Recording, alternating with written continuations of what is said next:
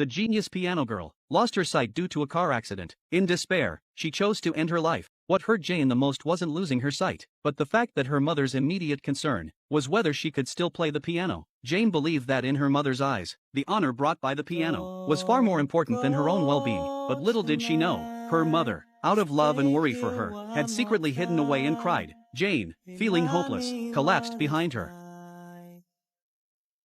And let's fall in love one more time.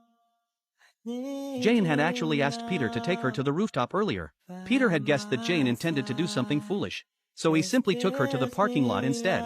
Jane was extremely angry.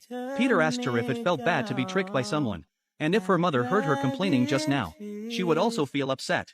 Have you ever considered that it was your kindness that deceived your mother? It was because you pretended to love the piano that your mother believed it was important to you. So don't blame your mother. Peter proudly boasted to his mother that he had just saved a girl and promised her that he would never do anything to worry her. He was such an optimistic boy who seemed to be happy all the time. Even when his mother's umbrella broke, he could laugh heartily. But as he laughed, he started crying. Of course, his mother noticed that he was using a smile to hide his sadness. He had just been told by the doctor that his sports career was over. How could he adjust his mindset so quickly? From then on, Peter became despondent and locked himself in his room all day long. In order to prevent him from sinking further, his mother took out a photo and told him that the man in the photo, taken with his mother, was his father, who happened to be the renowned pianist Joe. At first, Peter didn't believe it. But after his mother's persuasion, and looking at his slender fingers, Peter began to believe that he indeed had some artistic talent. In the end, he trusted his mother's words and found a spiritual solace. He decided to learn the piano seriously, with the hope of becoming his father's pride when they meet in the future. The next day, Peter went to Jane's school. He wanted to study at this prestigious art school, but as a beginner, it was highly unlikely that he would be accepted. As expected, he was rejected.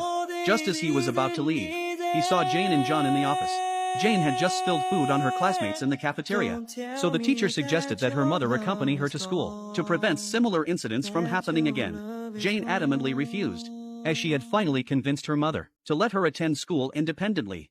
Peter came to apply as Jane's assistant, but she felt that he had ulterior motives and always treated her as an imaginary enemy. So she promptly rejected him without hesitation. Little did she know that it was John who had silently followed her to school that morning. Jane mistakenly thought her mother didn't trust her, but she had confidence in herself to go to school alone. However, Peter helped clear obstacles along the way. He swiped his card for her at the turnstile, quietly accompanied her on the subway, opened doors in advance, and even helped her with her slippers when they arrived at school. Of course, he didn't let Jane know about any of this. Even when he applied to be Jane's assistant, he made excuses, saying it was to increase his good deeds. When the two of them were at an impasse, Peter volunteered himself. Jane recognized his voice and knew he was the one who deceived her that day. Although she didn't have much liking for Peter, compared to John, she would rather choose Peter. "Teacher, I have made my choice," said Jane. Peter, who knew nothing about music, couldn't accurately convey the classroom content to Jane, and often made jokes. After school, Peter wanted to walk Jane home, but Jane made it clear to him that the reason she agreed to let him accompany her was to escape from her mother, and he needed this excuse to freeload. They were both using each other for their own purposes, so from now on, they would each go their own way, without interfering too much. Just as Jane finished speaking, she went in the wrong direction. "Hey, turn around, it's not that way," Peter said. "Okay, I got it," Jane replied arrogantly.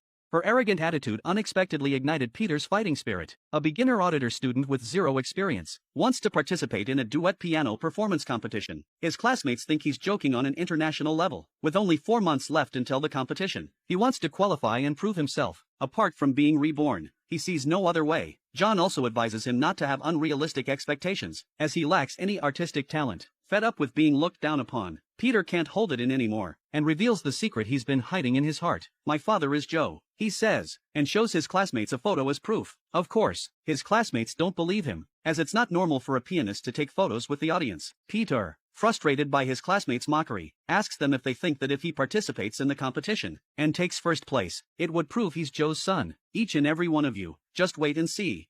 Afterward, Peter invites Jane to join him in the competition. Jane thinks he must be out of his mind, and suggests he go to the hospital for a checkup. Peter feels that if he doesn't try, how will he know it's impossible? Jane asks him, "If I, as a complete beginner in sports, practice the high jump for 3 months, and then defeat a group of professional athletes to win the championship, do you think it's possible?" Hearing Jane's words, Peter also realizes his own wishful thinking. Despite facing various setbacks, Peter still doesn't give up. He believes that diligence can make up for lack of skill. Starting from basic finger movements to reading sheet music, although his progress is slow, he continues to practice over and over again, from day to night. Except for the time to eat and sleep, he sits in front of this abandoned piano. Even the neighbor next door can't stand it anymore. Even when Peter's hands are covered in blood, he simply puts on a band-aid and continues to practice. When he plays in front of Jane again, even Jane can't believe the melody he's playing, perhaps moved by Peter's perseverance. This time, Jane finally agrees to join Peter in the competition. This also excites Peter tremendously, as if his dream is about to come true. He asks Jane, "What are the chances of winning for us?" "A 1 in a million chance," Jane believes. She thinks it's similar to the chance of a blind person becoming a pianist, so she wants to take a gamble too. If they can really win, she will start playing the piano again. Hearing Jane say this, Peter becomes even more motivated. Even for Jane's sake, he will give it his all. When it comes to actual practice, Jane becomes like a parent tutoring a child, scolding and collapsing at the same time. Although he is frustrated, he can't just let go and ignore it. The closer they get to the competition, the harder they practice. The neighbor next door even secretly helps them set up a lighting lamp. Jane originally had high expectations, but as she sees Peter's slow progress, she becomes increasingly impatient. Peter has been scolded by Jane all this time, and he feels quite frustrated, so he leaves Jane alone here, and grabs his backpack to leave. Actually, he's not angry at Jane, but at himself for being so stupid. He doesn't know what to do next. Jane was also filled with anger, muttering and unable to focus on walking. Just as she was about to fall, Peter grabbed her. Peter knelt down and apologized to Jane. He had intentionally inhaled some helium gas from where they sell balloons, just to change his voice. Jane couldn't help but laugh at him, but to save face, she pretended to be serious. That's how friendship during youth is. One moment they're arguing with flushed faces, the next moment they're happily playing.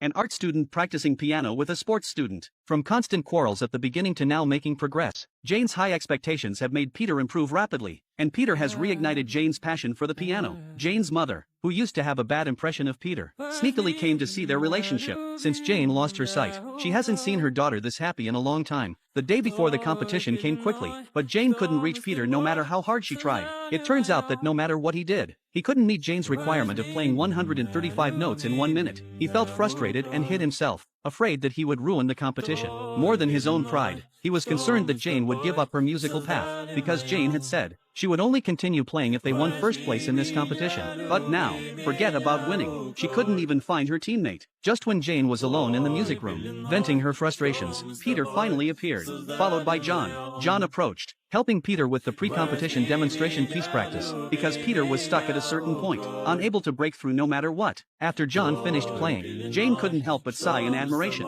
That sentence made John's eyes well up with tears. It was the first time he heard praise from Jane. John, who had wanted to give up playing the piano, regained hope because of Jane's words. On the day of the competition, Peter's mother arrived early. When she discovered that Joe was one of the judges, she couldn't help but panic. She was afraid that her lie would be exposed, and it would affect Peter's performance. By this time, Peter had already approached Mr. Joe. When he found out that Joe wasn't his father, his mood plummeted to the bottom. His mother kept apologizing to him, but he couldn't listen, because the belief that had supported him until today had completely collapsed. He found John, asking her to replace him in the competition, and said that he had already requested to change the participant list, because he wasn't Joe's son, nor was he a prodigy. The few months of effort couldn't make up for innate talent. He didn't want to hold back Jane either. John declined Peter's request, citing her inability to read sheet music. Jane's mother, who secretly came to watch the competition, also overheard their conversation. She said she would take care of the sheet music, and she was willing to help as a translator on stage later. She encouraged John not to avoid it, to bravely go on stage and give it a try. The magnificent stage and the underground passage filled with piano music sounded simultaneously. Jane and John showcased their expertise, playing beautiful melodies, and Peter, with his determination,